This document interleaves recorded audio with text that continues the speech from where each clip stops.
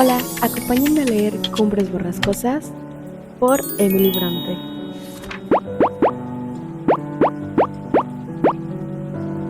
Una de las razones por las cuales me inspiré a crear este audiolibro, a leer junto a ustedes, fue porque ningún audiolibro tiene la versión que yo tengo y me frustré.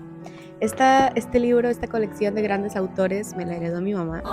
La tiene ella también desde muy joven y se los leyó todos, me lo recomendó, pero nunca había puesto mi mirada hacia Cumbres Borrascosas. Hasta que empecé a leerlo este mes de febrero junto a mi book club y dije, ok, me gusta, me encanta, vamos a darle. Empecemos. Capítulo 1. 1801. Vengo precisamente de visitar al propietario de mi casa, único vecino que podría preocuparme. En realidad, este país es maravilloso. No creo que en toda Inglaterra hubiera podido encontrar un lugar más apartado del mundial bullicio. Es el verdadero paraíso para un misántropo, y el señor Heathcliff y yo parecemos la pareja más adecuada para compartir este desierto. ¡Qué magnífico sujeto!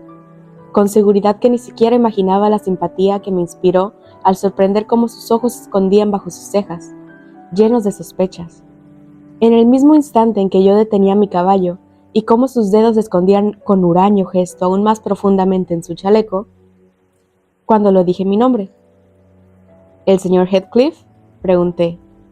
Una inclinación de cabeza fue su respuesta. Lockwood, su nuevo inquilino, señor.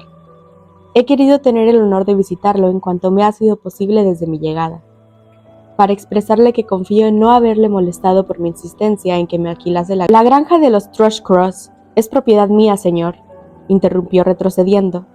No permito que nadie me moleste. Si puedo impedirlo, entre.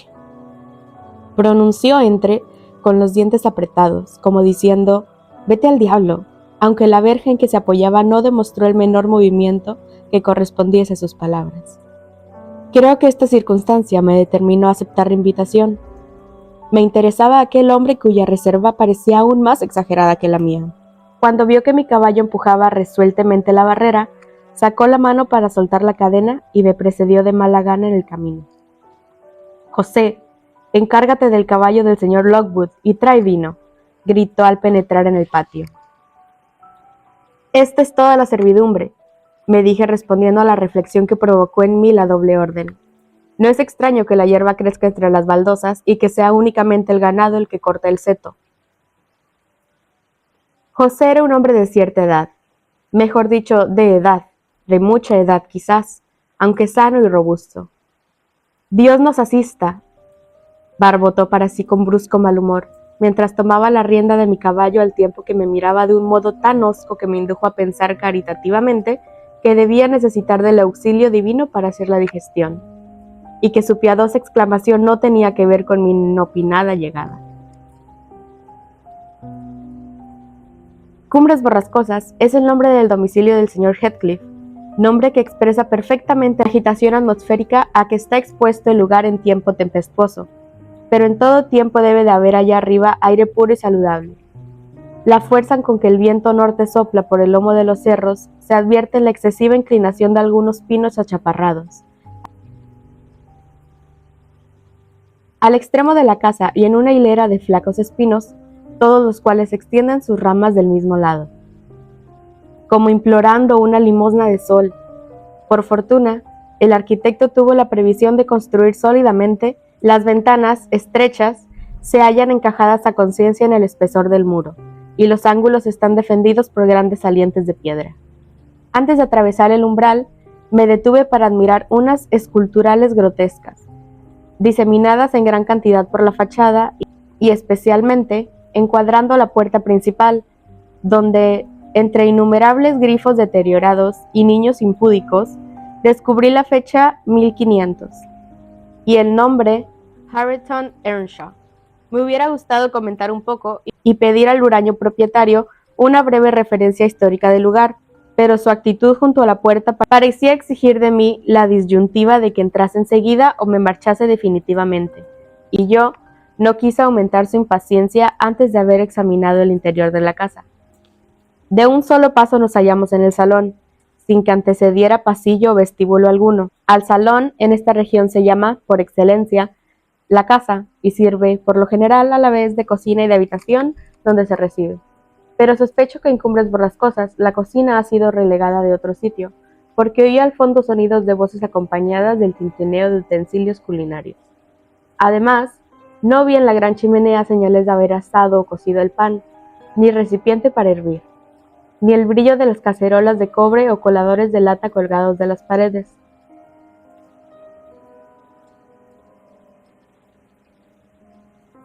Bien es verdad que a un extremo de la habitación fulguraba la luz, con esplendores reflejos en inmensos platos de peltre, entremezclados con jarros y vasos de plata, colocados en filas, unas sobre otras, que ascendían hasta el techo en un enorme aparador de roble.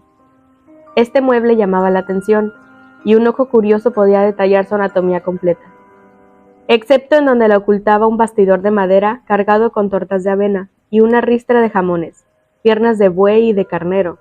Encima de la chimenea había colgadas unas viejas escopetas enmohecidas y un par de pistolas de arzón, y, a manera de adorno, sobre la repisa, 3 cajas de colores chillones. El suelo era de piedra blanca, liso, las sillas antiguas, de altos respaldos pintadas de verde. Una o dos macizas y negras se adivinaban en la sombra. Cobijada en un arco que formaba el pie del aparador descansaba una gran perra de raza, llamada de muestra, de color rojizo oscuro, rodeada por un enjambre de cachorros alborotadores. Otros perros se habían acomodado en otros escondrijos o huecos. Vivienda y muebles nada tendrían de extraordinario si pertenecieran a un honrado agricultor del norte, de aspecto cazurro y miembros fornidos, realzados por el calzón corto y las polainas.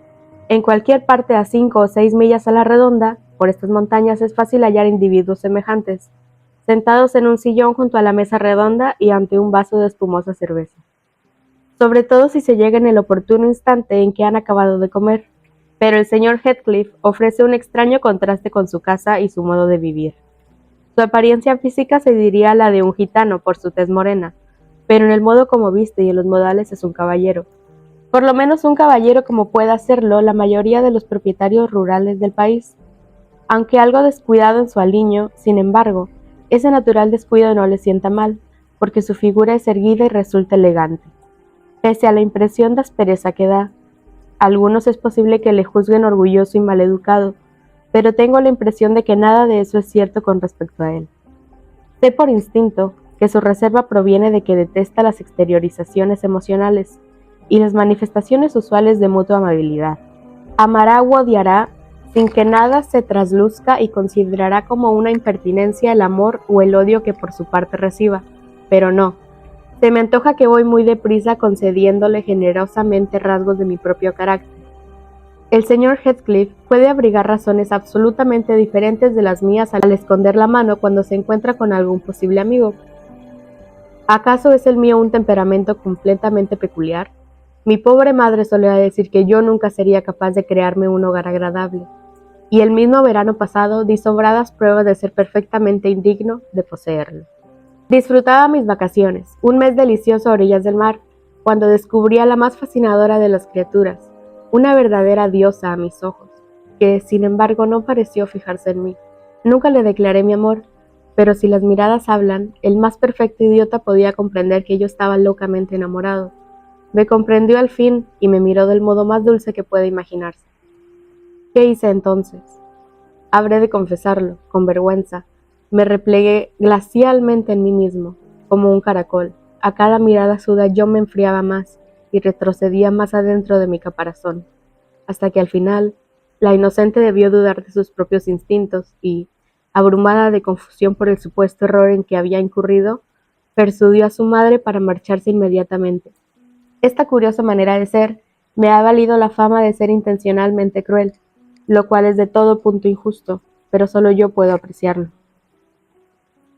Me senté junto a la chimenea, frente a mi casero, y en el intervalo del silencio pretendí acariciar a la perra, que había abandonado a sus crías y rondaba como una loba en mis piernas con el hocico arrugado, enseñando sus dientes blancos y húmedos, prestos a echarme una dentellada. Mi intento de caricia provocó un prolongado gruñido. Le prevengo que haría usted mejor en dejarla tranquila a la perra, gruñó al unísono el señor Heathcliff, reprimiendo de un puntapié las peligrosas demostraciones del animal. No está acostumbrada a mimos, ni está enseñada para servir de distracción. Luego, dando unas cuantas zancadas hacia una puerta lateral, gritó nuevamente: «José». José refunfuñó de modo inteligible en las profundidades del sótano, pero sin dar señal alguna de salir, tanto que su amo se fue a buscarle, dejándome cara a cara con la brutal perra y con un par de torvos y peludos perros de pastor que ejercieron en su compañía una celosa vigilancia de todos mis movimientos. Por temor a sus colmillos me estuve quieto, mas, creyéndolos incapaces de comprender determinadas expresiones insultantes, cometí la torpeza de permitirme hacerles guiños de ojos y toda clase de muecas. Pero uno de mis visajes debió producir tal cólera en la señora que de repente se me tiró furiosa a las rodillas. La rechacé y me apresuré a poner la mesa como barrera entre los dos. Ahora bien, la maniobra puso en conmoción a todo el enjambre. Media docena de diablos, cuadrúpedos de diferentes tamaños y edades, surgieron de recónditas guaridas, precipitándose al centro común.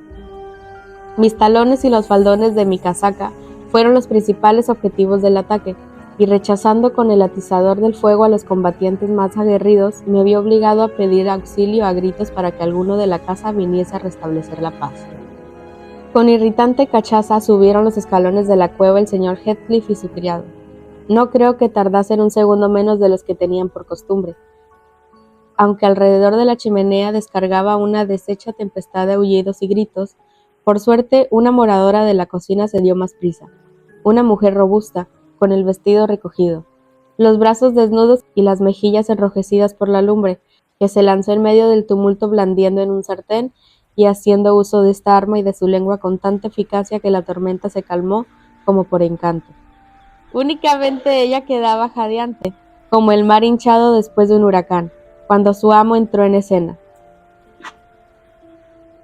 «¿Qué demonios pasa?», preguntó mirándose de un modo que me fue difícil soportar, después de recibir tan inhospitalario trato. «Sí, qué demonios», murmuré. La famosa piara de cerdos endiablados del Evangelio no contaba con peores espíritus que estos animales. Sería lo mismo dejar un extraño entre una camada de tigres. «Nunca se meten estos perros con personas que no tocan nada», advirtió dejando la botella delante de mí y volviendo a colocar la mesa donde estaba. «Los perros hacen bien en vigilar. ¿Quiere un vaso de vino?» «No, gracias». «No le habrán mordido. Si lo hubieran hecho, vería usted la marca que yo habría dejado en el mordedor». Una mueca, que quería hacer una sonrisa, pretendió dulcificar el semblante del señor Heathcliff. «Vamos, vamos. Está usted excitado, señor Lockwood. Bebe un poco de vino. Los huéspedes son tan extremadamente raros en esta casa que mis perros y yo, lo reconozco de buen grado, no sabemos recibirles. A su salud, señor». Hice una inclinación de cabeza y devolví el brindis. Empezaba a darme cuenta que sería tonto enfurruñarme por los desmanes de una jauría de mala ralea. Además, no estaba dispuesta a continuar divirtiendo a su dueño de mi costa, puesto que tal giro había tomado su humor. En lo tocante a él, debió pasar probablemente la prudente consideración de que resultaría locura ofender a un buen inquilino, y suavizó un tanto su laconismo, en el que excluía pronombres y verbos auxiliares. Empezó una conversación que juzgó habría de interesarme, acerca de las ventajas e inconvenientes del lugar de mi actual retiro. Le hallé muy enterado de los asuntos de que tratamos, y antes de volverme a casa, me sentí tan animado que le prometí hacerle una nueva visita al día siguiente. Era evidente que no deseaba él que yo repitiese mi intrusión. Volveré, a pesar de todo. Me asombra descubrirme tan sociable en comparación con él.